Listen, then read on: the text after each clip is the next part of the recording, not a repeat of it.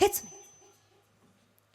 ज्या बाईनं, साधा प्रश्न आहे माझा तुम्हाला, नवरा असताना संसार करायचा अवघड आहे का नवरा गेल्यावर संसार करायचा अवघड आहे? गेल्यावर ना.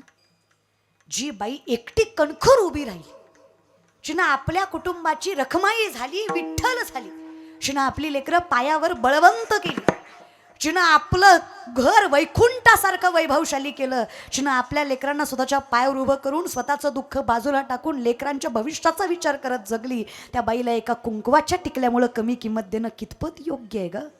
आणि कसं तुमच्या बुद्धीला पटतं? इतक्या निर्बुद्धी कशा झालात ग? काय दोष आहे त्या बाईचा? तिच्या हातात होतं का नवरा मरू द्यायचा की नाही मरू द्यायचा? आणि असतं तर तिने मरू दिला असता.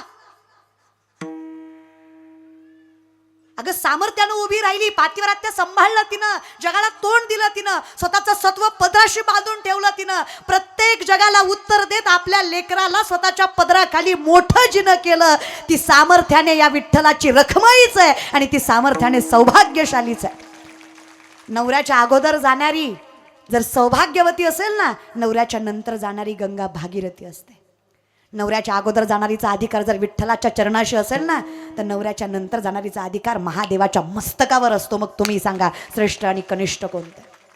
नाही त्या फांद्यात पडू नका, स्वतःला विनाकारण पापात घालू नका. या विषयाकडे बोलली पोरगी. काळही 450 वर्षापूर्वीचा होता, तेव्हा आजच्यापेक्षा जास्त बिकट परिस्थिती होती. वाईट वाटत होतं तिला. आजपर्यंत कोणालाच सांगितलं नाही तुकोबा, तुम्हाला पाहिल्यावर राहवलंच नाही. तुको म्हटले कोणाला नाही तर मला का सांगितलंस? बाईनं इतक्या अगदीकपणे सांगितलं, म्हणली तुकोबा मुलगी आहे मी, बाई आहे, माझ्यावर वाईट वेळ आली, मी कुणाकडे हात पसरला तर लोक माझी परिस्थिती बघणार नाही, माझी दुरावस्था बघणार. मी तुला मदत करतो, त्या बदल्यात तू काय मला देती? हा प्रश्न पहिल्यांदा येणार. मी केलेलं कष्ट कुणाला दिसणार नाही, पण माझी साडी फाटली असेल तर त्यातनं उघडं पडलेलं अंग सगळं जग ओरभडून बघणार, डोळे उघडे ठेवून बघणार, मन भरून बघणार. तुको मला माहित होतं मी बाई आहे, मी मदत नाही मागितली पाहिजे कोणाकडे, मी कष्टानं उभी राहिली पाहिजे. का मी मदत मागितली तर माझ्या चारित्र्यावर कलंक लागल्याशिवाय राहणार नाही. म्हणून तुकोबा नवरा गेलाच तेव्हा मरायचा विचार केला, पण पोटाशी पोरगं होतं, लेकरू होतं पोटात. विचार केला याचा काय दोष आहे, याला का मारायचं? म्हटलं याला जन्म घालावा आणि मग मारावं. पण जसं लेकरू हातात आलं ना तुकोबा, कधी बाईची आई झाली मलाच कळली नाही. त्याच्याकडे बघितल्यावर मरायचा विचार आला नाही. बाई पण संपून गेला, आई पण शिल्लक राहिलं, आणि आई पण स्वतःसाठी नसतंच कधी, सगळं लेकराशीच निर्झावर असतं. म्हटलं बापही गेला, याची मायाही गेलं, यानं कोणाकडे बघावं म्हणून याला वाढवलं. आज 3-4 वर्षाचं लेकरू आहे माझं तुकोबा, पण आजही त्याने कधीच लाचारीचा एक घास खाल्ला नाही. स्वाभिमानानं वाढवलं मी त्याला. त्याने पुन्हा उठून माझ्यावर बोट नाही केलं पाहिजे, माझी आई चुकीची वागली. स्वाभिमानानं वाढवलं मी त्याला. मला का सांगतेस? तुकोबा आजपर्यंत जेवढे पुरुष बघितले, कुणाला सांगावंसं वाटलं नाही, कारण माझ्या अवस्थेचा तो गैरफायदा घेईल असं वाटलं. या अख्ख्या समाजात तुमच्या एकट्याकडे बघून असं वाटलं की तुम्ही खरंच माझ्या बापाची जागा घेऊ शकता. तुमच्याकडे बघून विश्वास वाटला की तुम्ही माझ्या अवस्थेचा गैरफायदा घेणार. हे संत होते. एक मागू का तुकोबा? काय हवं? अंगावरची साडी जीर्ण झाली, साडी असेल घरात तर देता का? आजपर्यंत पहिल्यांदा तुम्हाला मागितलंय. तुम्ही भाऊ आहात माझे, बापासारखे आहात, तुम्ही अख्ख्या देहूलाच जगवलेत. तुकोबाने विचार केला, तो काळ वेगळा, हा काळ वेगळा. तुकोबाची स्वतःची पत्नी एका लुगड्यावर संसार करत होती. आंघोळीला गेली त्या आवली माता, कणगीवर लुगडं वाळू घातलं होतं, कारण आंघोळ केल्यावर तेच नेसायचं होतं. तुकोबाने तेच ओढलं आणि तिच्या पदरात टाकलं. तुकोबाची पत्नी मिळली, तक्रार करत नाहीयेत बुवा, पण माझा प्रश्न आहे, मी माझा आप कसा राखू? मी बाहेर कशी? तुम्ही तुमच्या बहिणीला साडी दिली, दुमतच नाही माझं, मला तुमचा स्वभाव माहीत आहे. पुढच्यावर परिस्थिती असल्यावर तुम्ही आमचं धोतर काढून देणार, ह्यात विषयच नाही. तर मी बाहेर कशी? रडायला लागले आवली माता. तुकोबा पांडुरंग परमात्म्याजवळ गेले, चरणावर मस्तक ठेवलं विठ्ठलाच्या, हात पुढे केला. तेव्हा माझी बायको तक्रार करतीये रे. ती म्हणतीये, साडी आता मी बाहेर कशी येऊ? काहीतरी कर विठ्ठला. लेक आहे तुझी ती, तिचा आब राख विठ्ठला, काहीतरी कर.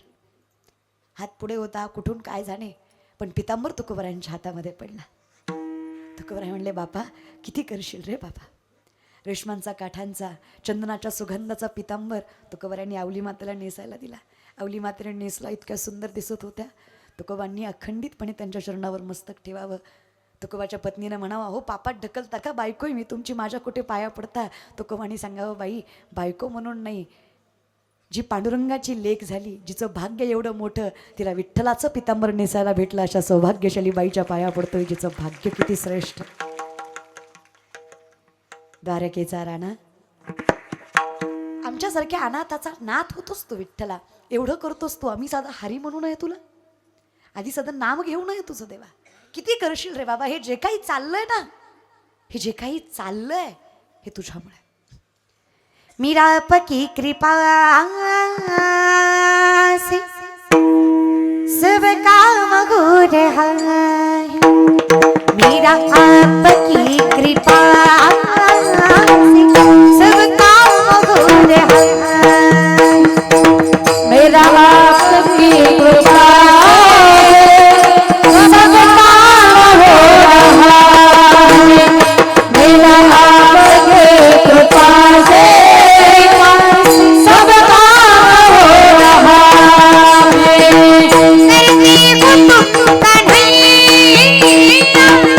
मेरा नाम हो रहा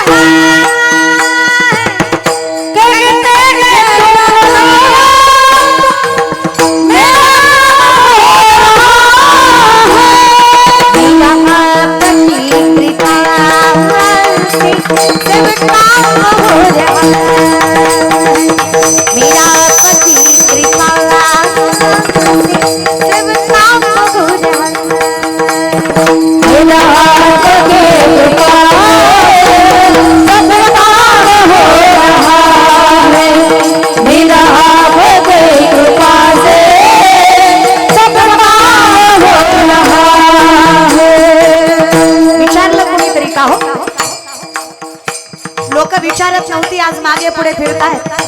काय खावं कळत नव्हतं, आता किती खावं कळत नाही. काल अपमान करणारी माणसं आज सन्मान करतायत. ओळख दाखवत नव्हती, आज तुमची ओळख सांगतायत. कुठून आलं, कसं झालं, कुणी दिलं का हो. खरंच देवाचं नाव घेतलं की परिस्थिती बदलते का. देवाचं नाव घेतल्यावर परिस्थिती बदलत नाही, देवाचं नाव परिस्थिती बदलायला बळ देतं, हे अखंडितपणे लक्षात ठेवा. म्हणून देवाचं नाव घ्यायचं. खूप केलंच देवा. पतिवाद की मेरी नाव चली रही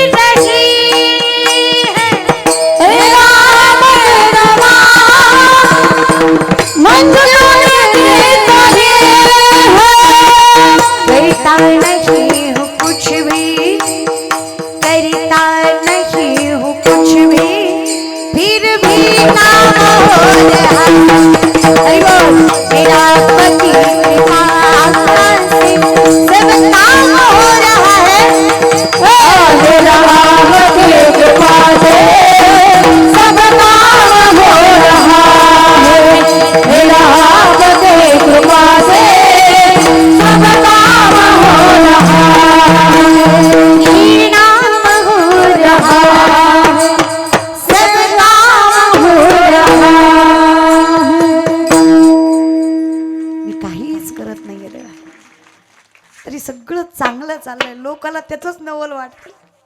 एवढा त्रास दिला, एवढं ट्रोल केलं तरी उभेच आहेत.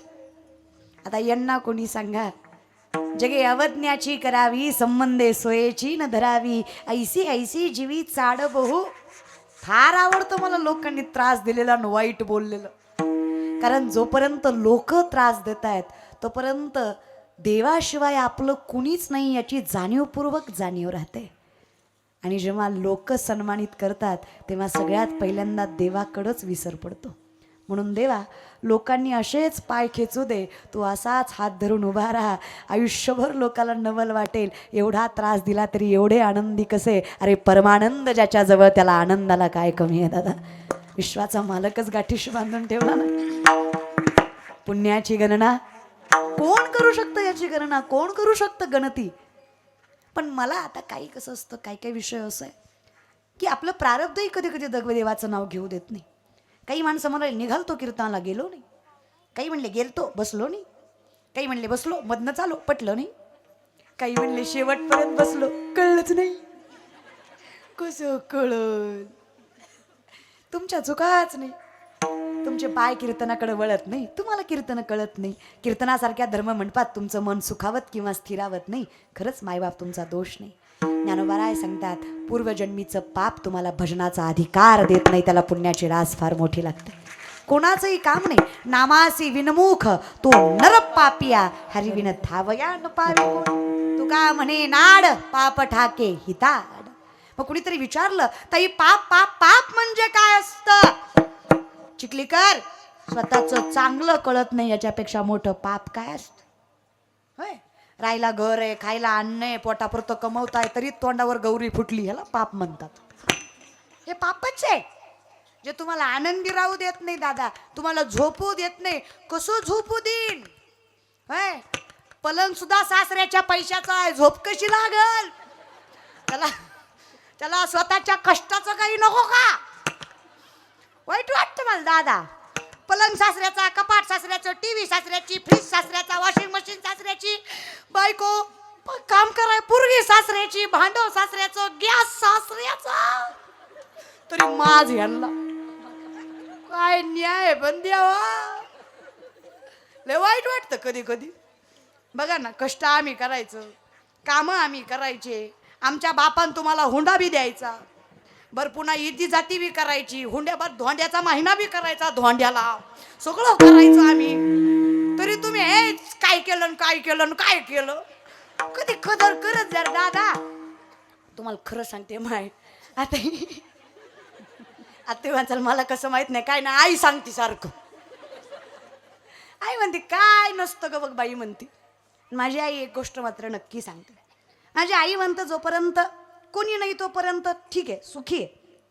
पण आयुष्यात आहे ना, सर्व सुखी बनायचं असेल बाईला, तर अख्ख्या जगानं त्रास द्यावा, पण नवऱ्यानं म्हणावं मी पाठीशी तुझ्या, तुला हवं ते करते. बाई अखंडित जगात सुखी आहे दादा, त्याच्या पाठीमागं नवरा होता. त्या बाईला काहीच कमी पडत नाही, जिचा नवराच तिचा स्वाभिमान झालाय, अशी माझी माय म्हणते. अर्थात ज्ञानोबाराय सुद्धा म्हणतात, जरी सगळ्याचा जिव्हाळा बाय सासर वासच आहे, बाई सगळं सहन करते, नवरा चांगला पाहिजे.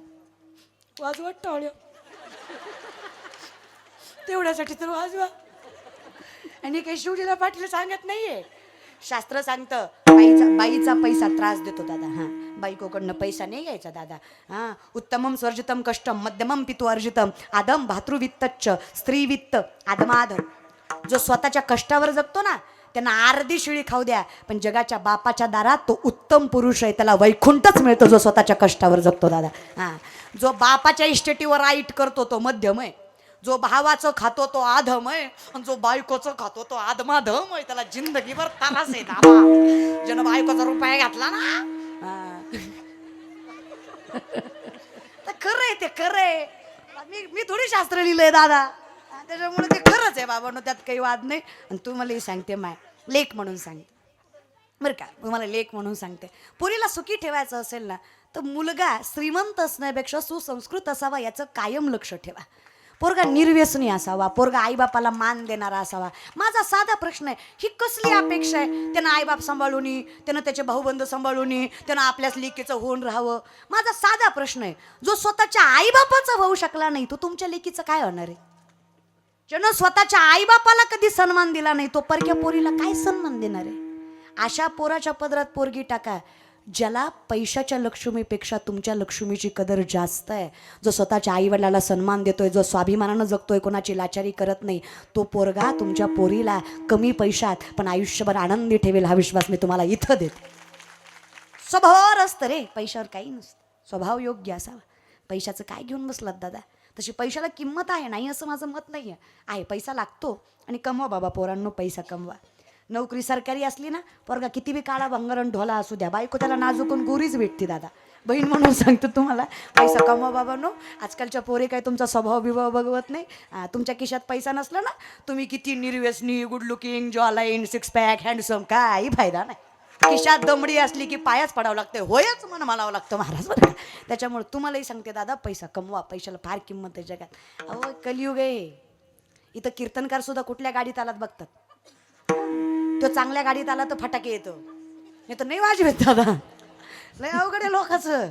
प्रेझेंटेशनला फार किंमत आहे बाबा. तिची मन आहे ना, डोंट जज बुक बाय कवर, ही कलियुगात लागू होत नाही. इट्स ॲब्सोल्युटली बुक जज बाय कवर. इथं प्रेझेंटेशनवरच तुमचा क्रायटेरिया ठरवला जातो. म्हणून विनंती आहे, कमवा. पण कसा विषय ना दादा, 100 रुपयातले 10 रुपये देवाला द्या. न्यायोपार्जित वित्तस्य दशमांशेन धीमहि कर्तव्य विनियोगस्य ईश्वर प्रीत्यर्थ इवच. 100रातले 10 देवाला दिले की 90 त्रास देत नाहीत, 90 नारायण सांभाळतो. 100च्या 100 खिशात घातले की 100च्या 100 किस्सा फाडून पडतात. बसा बोंबलत मग, हेही नाही तेही नाही. महाराज थोडं दान धर्म करीचा देशासाठी, देशासाठी, देवासाठी, धर्मासाठी. पण खरं सांगा, जे पैसे व्यसनावर वाया घालवता ते पैसे लेकरावालांच्या भविष्यासाठी ठेवा ना दादा. काय फरक. बरं मला एक सांगा, आज तुम्ही व्यसन केलं, अरे साधं लेकरू असतं ते 3, 3.5, 4 वर्षाचं, सरळ म्हणतं मम्मी पापाचा वास येतोय, मी नसतो जात. काय राहिलं आयुष्यात तुमच्या? मिळवलं काय तुम्ही? किती गमावलं हे लक्षात येतं का तुम्हाला? बाप पण गमावलं तुम्ही व्यसनामुळे. एका पुडीमुळं, एका तंबाखूमुळं, एका बिडीमुळं बायकोचा सन्मान गमावलात तुम्ही. उठता बसता तुम्हाला बोलत ती पेतय पेतय, खातय पेतय पेतय. आता सोडून द्या ना, स्वाभिमान सांभाळा. मला माहिती आहे इथं होय होय म्हणता, तुम्ही इथं जाऊनच वाढणार माझ्या पुढंच. तुम्ही लय बाबा, तुम्ही खतरनाक पॅटर्न आहे. तुम्ही करा वटवट, आम्ही आहे रामदट. मला तर काय करायचंय, तुमचंच वाटोळ आहे दादा. इथं बसलेले गोवा गुटखा तंबाखू दारू खाणारे पिणारे हातवरी करा. इतकी व्यसनमुक्त चिकली का? जाऊ द्या, मरू द्या. मागे मागे झाले पाहू नका, पुढे जामीन आहे तू का. आता मागं जे झालं ते इथून पुढे तरी विचार करा या गोष्टीचा. नाही चालत आपल्यात. पहिला मांसाहार सांगितला मी तुम्हाला. आपल्यात न चालणाऱ्या 7 गोष्टी. पहिला मांसाहार, दुसरं मदिरा. मदिरा तोंडानं नाही कळलं तर ऍक्शन न कळलं ना. 90 सॉरी, हा खांबा ही 90. काही नाही, सोशल मीडियाची कृपा, दुसरं काही नाही. मारा माहिती मिळते सोशल मीडियावर ना. चला, पहिलं मांसाहार, दुसरं मदिरा, तिसरं परस्त्रीगमन, चौथं वेश्यागमन, 5वं जुगार, 6वं शिकार, 7वं चोरी. या 7 गोष्टीतली एक जरी गोष्ट केली ना तर देव कधीच नामचिंतन स्वीकारत नाही. तुम्हाला वाटतं ना देवाने तुमची भक्ती स्वीकारावी, सावध व्हा. काय करा, जागे व्हा. कसे व्हाल? उठा जागी भारी आता, स्मरण करा पंढरीनाथ, भावी चरणी ठेवी माथा, चुकवी व्यथा जन्माच्या.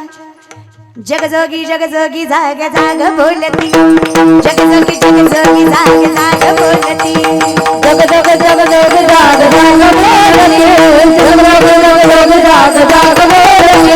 उठा की माय बाप कैसी लागली झोप, उठा की माय बाप कैसी लागली झोप. बडी चुकवाती खेप, दुसऱ्यांचा बडी बडी चुकवाती खेप,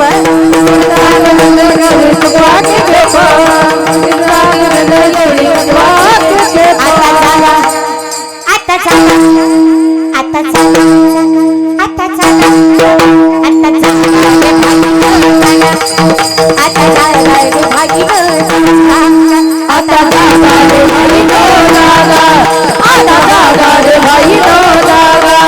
सोडकी सगळ्यांनी सगळ्यांना भावना, सोडकी सगळ्यांनी सगळ्यांनी जऱ्या जऱ्या जऱ्या.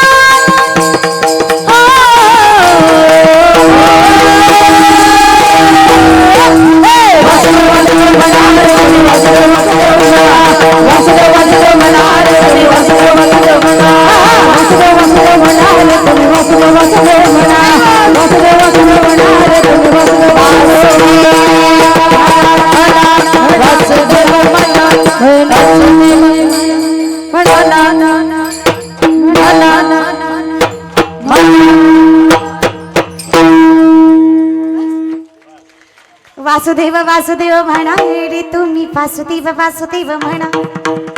नाही म्हणलो तर नाथ बाबा सांगतात पिंगा ग बाई पिंगा ग पिंगा ग बाई पिंगा अवघा अवघा अवघा धांगड धिंगा ग अवघा धांगड धिंगा ग अवघा धांगड धिंगा ग धांगड धिंगा अवघा धांगड धिंगा अवघा धांगड धिंगा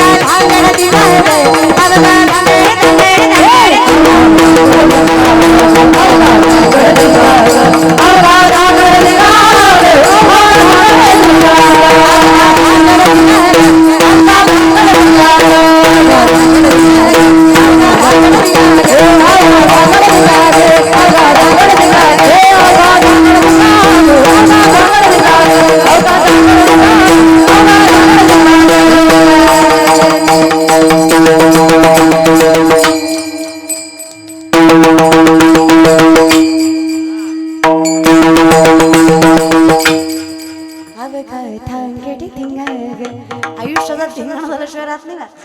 विनंती हरिमुखे इथे थोडे उभे राहा, क्षणभर थांबा, सावध व्हा. एकदा इथे आलात ना दादा बरं म्हणले काय तुम्हाला कमी आहे सांगा ना मला. अहो ज्ञानदेवा म्हणे तरलो तरलो आता उद्धरलो. देव तुमच्यासाठी गुरु माय बाप सगळं व्हायला तयार आहे. तुम्ही फक्त सामर्थ्याने इथे भगवंताचं नामचिंतनाचा अधिकार मिळवा. एकदा तुम्ही देवाचं नाव घेतलं ना मग काय तुम्ही सावध व्हाव.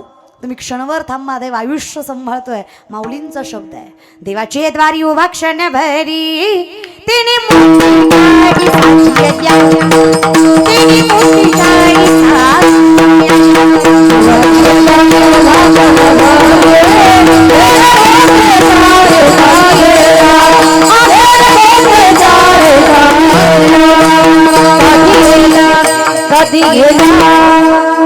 हरिमुखे म्हणा.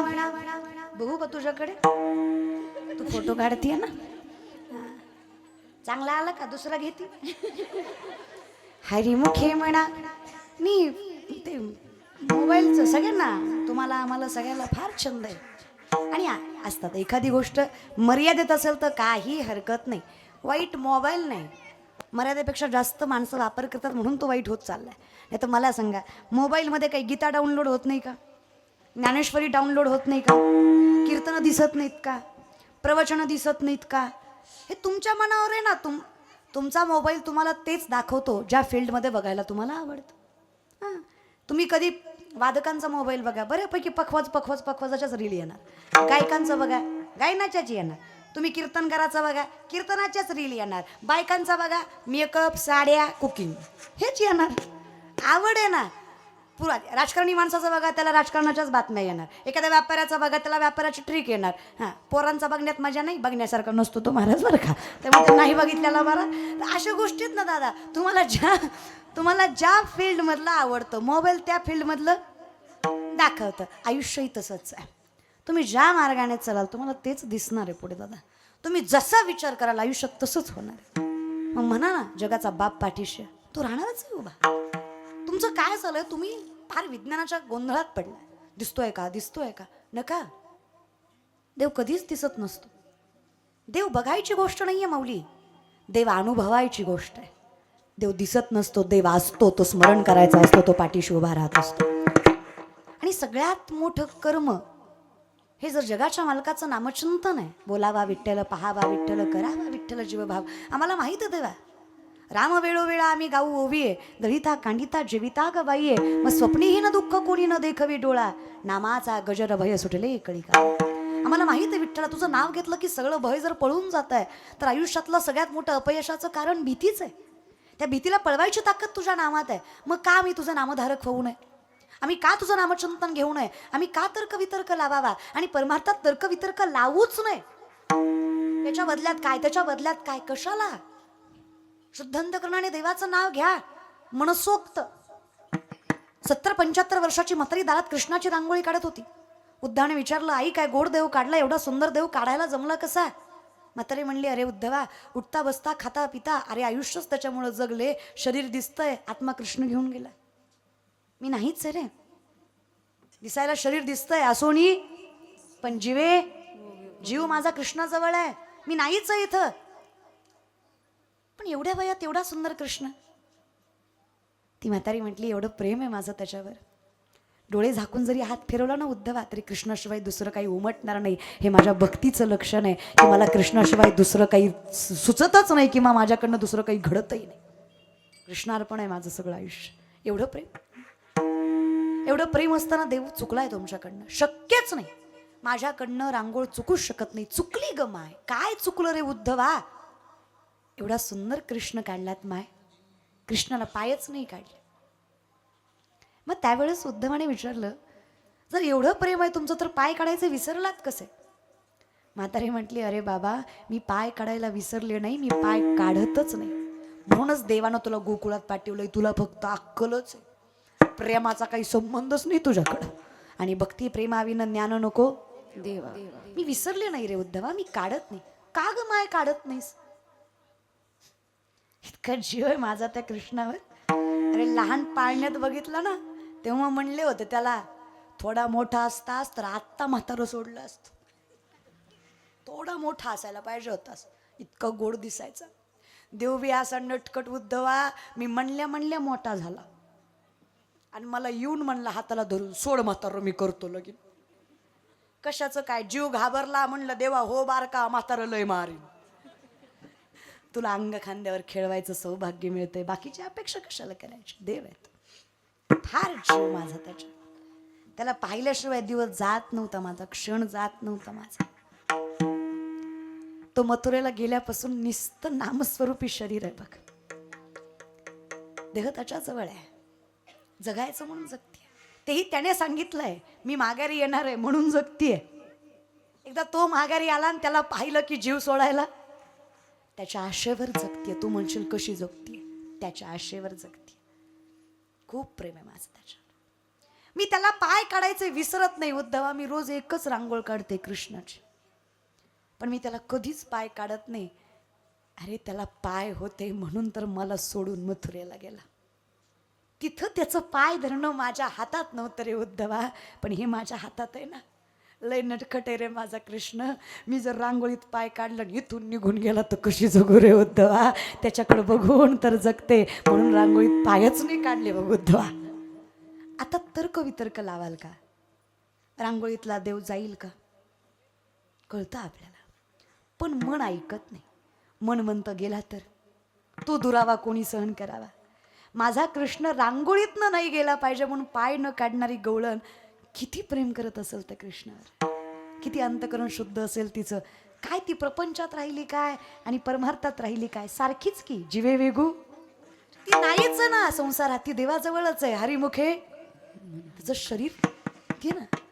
मैं तो सुध बुध खोई तेरे प्यार में, सब कुछ भूल गई तेरे संसार में. प्रीत लगा दे जोत जगा दे गले से लगा ले मुरली वाले ओ बंसी वाले मुरली वाले ओ बंसी वाले मुरली वाले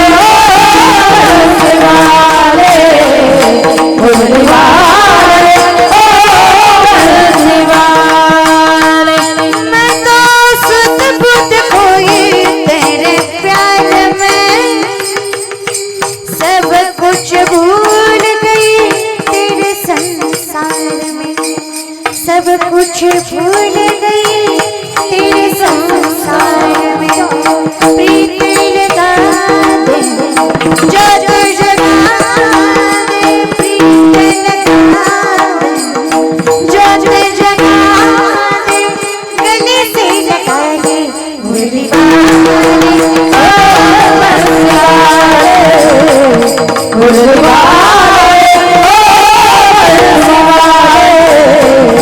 मुरली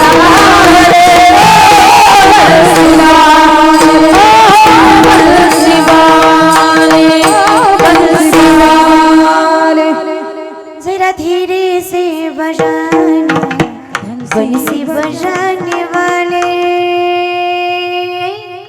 जरा धीरे से बजाना बंसी बजाने वाले बंसी बजाने वाले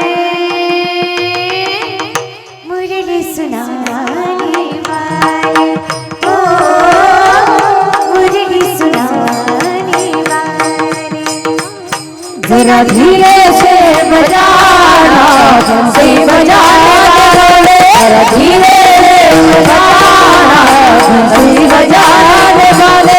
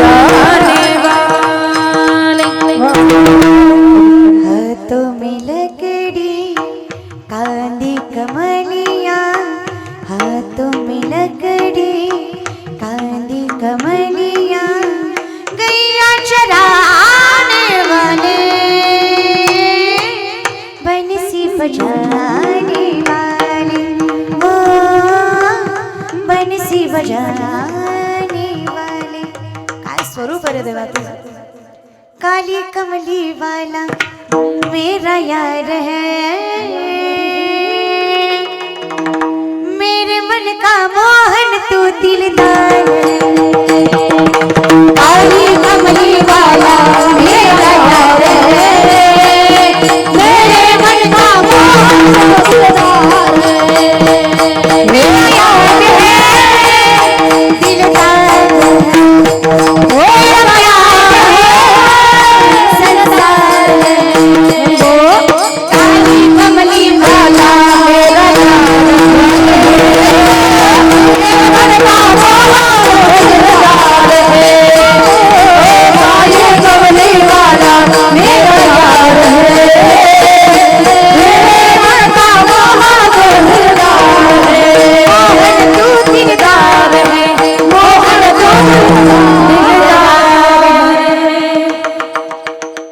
एवढं प्रेम देवावर केलं ह्या घरच्यावर करा शिल्लकच राहत नाही त्याच्यामुळे देवावरच करा घरच्यावर किती केलं तरी जोपर्यंत आपण कामाचे आहेत तोपर्यंत कामाचे आहेत ज्या दिवशी कामाचे नाही त्या दिवशी काहीच कामाचे त्याच्यापेक्षा देव म्हणतही नाही माझ्यासाठी कर तुम्ही फक्त 3 पावलं देवाकडे चाला, देव 47 पावलं तुमच्याकडे चालतो. एवढं मोठं म्हण माझ्या विठ्ठलाचं.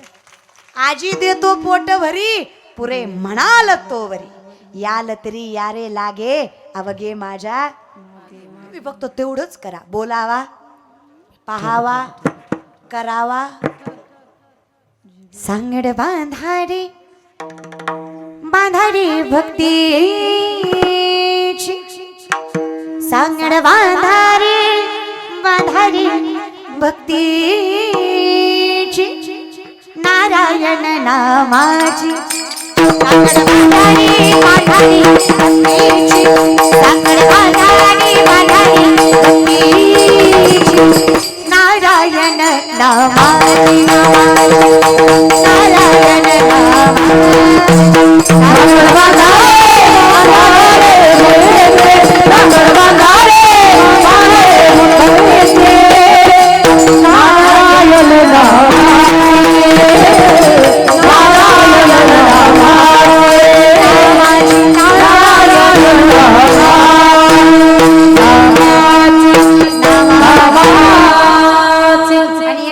सांगड बांधली ना, वजै व्रजै कमंडनम समस्त पाप खंडनम सुविच्छ गुच्छ मस्तकम सुनाद वेणु हस्तक मनोज गर्व मोचनम विशाल लोल लोचन अनंत रंग सागरम नमामि कृष्ण नागर. वजै व्रजै कमंडनम समस्त पाप खंडनम सुभक्त चित्त रंजनम सदैव नंदनंदनम. काही नाही, हरिमुखे म्हणा. सगळ्याचा अर्थ एवढाच होता, नाही दुसरं काही नव्हता. चहुवेदी जाणं, साही शास्त्री काय, 18ही पुराण, हरिसीच गाती, एक तत्वी नाम, दृढ धरी म्हणा, हरिसी करुणा, हरी उच्चारणी अनंत, जातील लयासी, तृणाग्नी मेळे, तैसे नामे केले, तरले तरती हा भरवसा. हे हरिपाठातलं नाही, हे दुसरं हे महाराज बरं का. तरले तरती हा भरवसा, नामधारकाचा ठसा. आम्ही लिहून देतो, नाम घेता वाया गेला, ऐसा कोणी देखील ऐकिला. म्हणून तर विनंती आहे, हरिमुखे म्हणा, हरिमुखे म्हणा.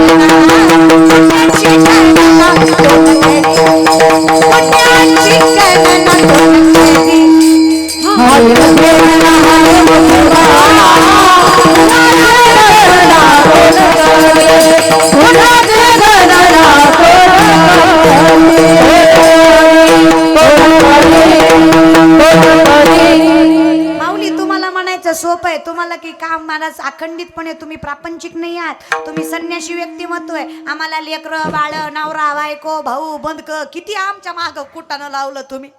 आम्ही का तुमच्यासारखे मोकळे आहे का? माऊली म्हणले हरकत नाही ना, तरी दरवी जैसी रिघोनी नाना रसी, परी ते रस स्वादासी नेनी जेवी. पळी माहिती ना माय, पळी, पळीला काय म्हणतं तुमच्याकडं? आ चमचा का? आणि चमच्याला काय म्हणते मग? पळी दरवी आता पळीला चमचा म्हणते मग. आलं तुमच्याकडं, आमच्याकडं माणसाला मेल्यावर जाळतात, तुमच्याकडं विचारलं तुम्ही उभं जिवंत जाळले तुम्हाला, तसं नाही. चला भाषा वेगळी, शब्द एकच आहे. पळी माहिती आहे तुम्हाला, ज्यात आपण वरण वाढतो किंवा आमटी वगैरे, खोलगट असते जरा, उलतन. उलतण्याला काय म्हणतात? सराटा. हा सराटा, तो सराटा जाऊ द्या, मरू द्या माय. उलतन आपण जेडे चपाती पलटतो, चपातीची बहीण आपले, सॉरी तुमच्यामुळं मी फिसकटले, सराट्याची बहीण पळी.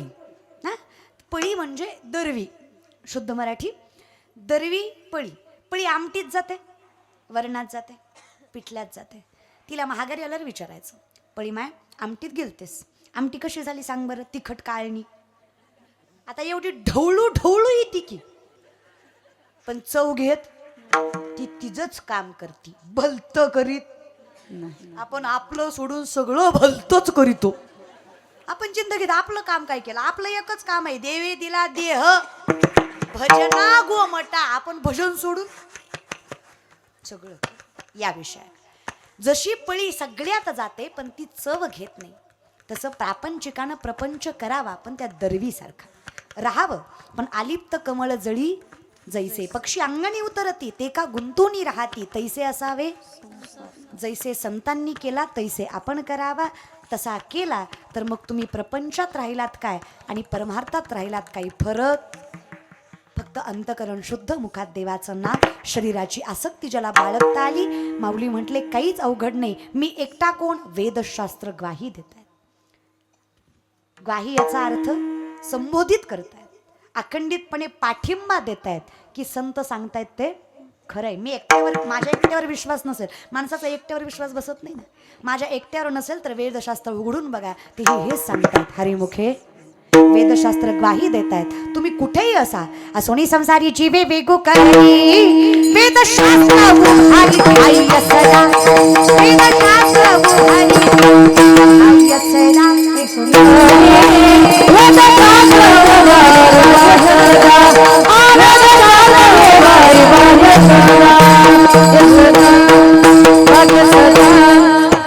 माझ्या एकट्यावर विश्वास नसेल तर वेदांचे महर्षी व्यास मुनी इशारा करून सांगतायत. इशारा म्हणजे सांकेतिक भाषा. इशारा म्हणजे नवरा बायकोचं भांडण लागावं, त्या दणक्यात पाहुणा यावा. पाहुण्यासमोर बायको नवऱ्याला काहीच म्हणत नाही, इशारा करते. ती फक्त म्हणते. ह्याला म्हणायचं इशारा महाराज बरं का. खून खून खून नाही, खून ते नजर नजर में हाले दिल का पता चलता, तसं नजर, ते नजरेवर. मग तसं जसं विदुरालाच माहीत होतं, महाभारताच्या काळामध्ये पंतप्रधान विदुर होते. विदुरालाच माहीत होतं की जो पांडवाचा महाल आहे तो लाख्याचा आहे. लाख नाही, लाख चुड्यात वापरतात ती लाख. ती अग्नी पटकन आकर्षित करते, पिघळतं. चुडा संक्रांतीला आपण जो घालतो त्याचा महाल होता. पांडवासाठी बांधल्यात लाख वापरली गेली होती. त्याला चुकून जरी आग लागली असती, महाल पूर्ण संपणार होता आणि पांडवही पूर्ण संपणार. कधी कुठल्या वेळी तो महाल जाळला जाणार आहे हे कौरव सोडून विदुराला माहीत होतं. विदुर कौरवांकडनं होता पण त्याला पांडवाविषयी आत्मीयता होती. त्यांना पांडवाचा जीव जाऊ द्यायचा नव्हता.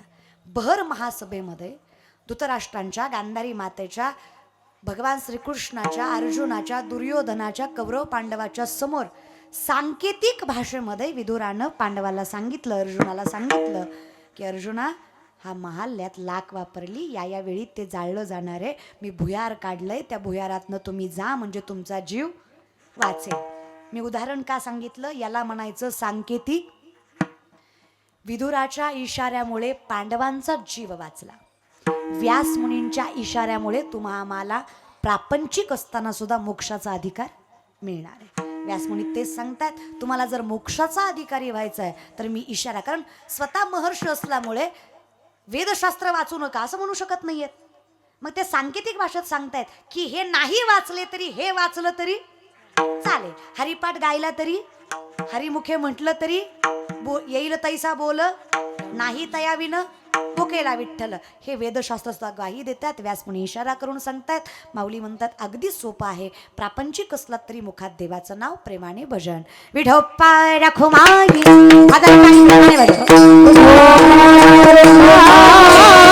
हात बरी करून प्रेमाने भजन करा. हरी जय जय विठोप्पा रखुमाई.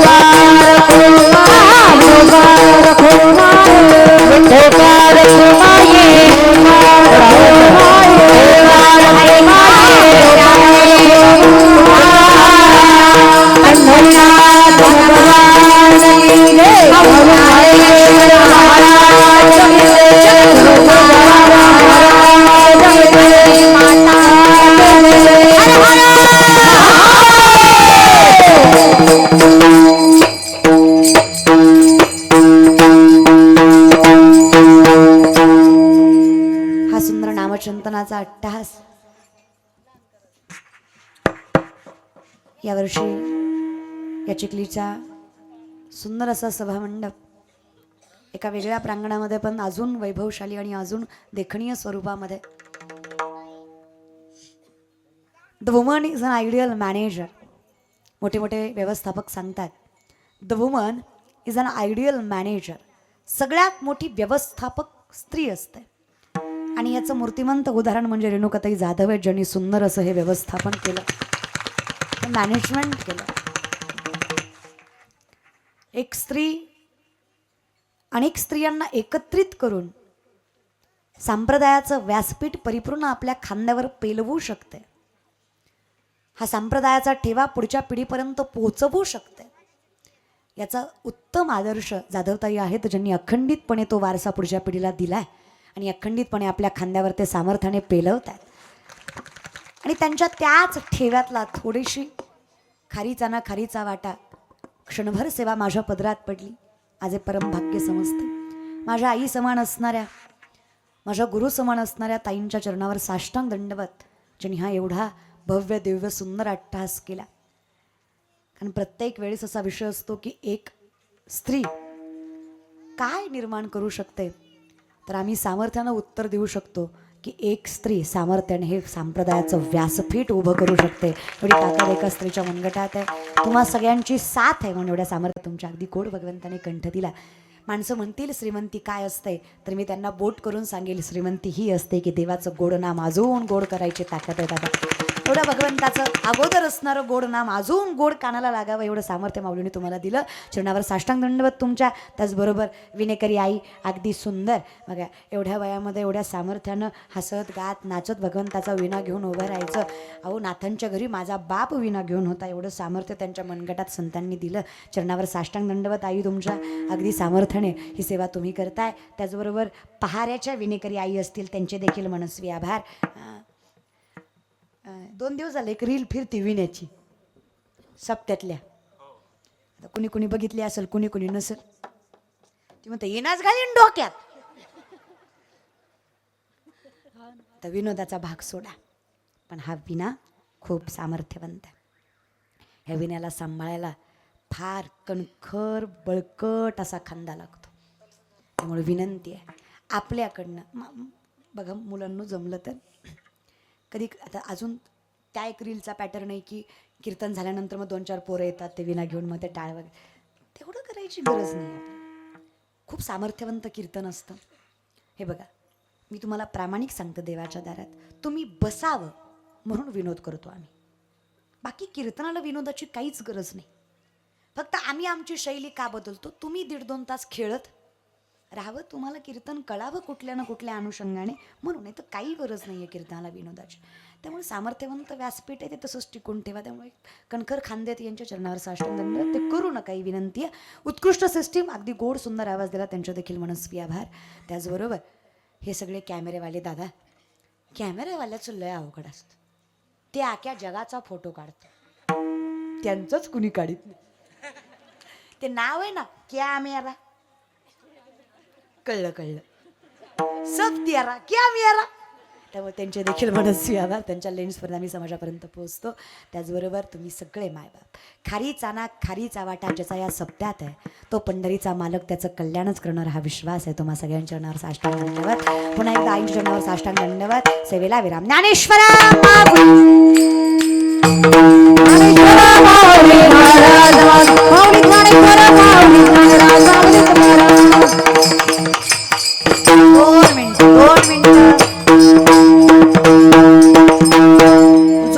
पहिल्यांदा घरी जाऊन झोपल तो सकाळी उठल याची गॅरंटी मी देणार नाही.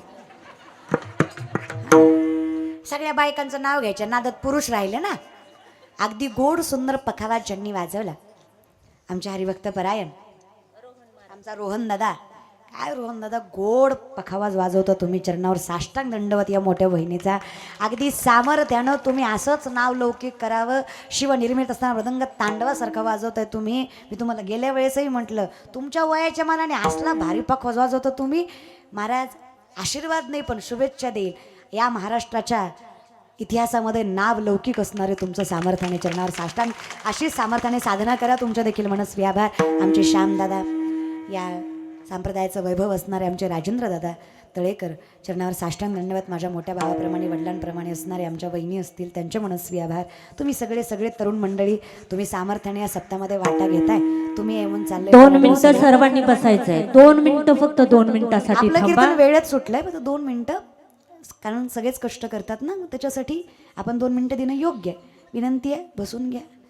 तुम्ही उठायची घाई करताना म्हणूनच पांडुरंग तुम्हाला उठवायची घाई करतो माहिती आहे तुम्हाला. तुम्ही अशी घाई करताना तुम्ही थोडा धीर धरी जा, देव बी जरा धीर धरतो महाराज. तुम्हाला सगळ्यांचे आभार. तरुण मंडळी तुमच्या देखील चरणावर साष्टांग दंडवत. सेवेला विरामताई बोलते. विठ्ठल जय जय विठ्ठल, विठ्ठल जय जय विठ्ठल, विठ्ठल जय जय विठ्ठल, विठ्ठल जय जय विठ्ठल.